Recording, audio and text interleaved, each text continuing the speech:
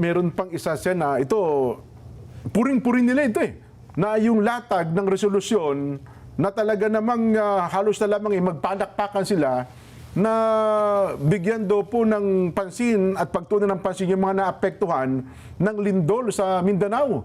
Resolution po yun, Sen, ha? Eh mukhang hindi naman ata kailangan ng gobyerno kasi may sapat naman tayong pondo eh. May sapat tayong mga tulong na parang iparating sa kanila.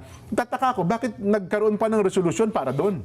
Para lang bigyan ng konting kaluwagan siguro yung isa sa amin na umalis at pumunta sa kanila. At bumalik, oo. At siya pa yung gumawa ng resolution na kunwari ang uunahin ay yung nagkaroon ng lindol sa Mindanao. Yun, Bakit opo. hindi unahin nga itong problemang kinakaharap natin na hanggang ngayon ay wala pang kasagutan? Oho. Bakit ayaw ninyo na ito yung ituloy natin? Yun. Halimbawa, nasa inyo na ang bit eh. Ayan, oo. Kayo na lahat.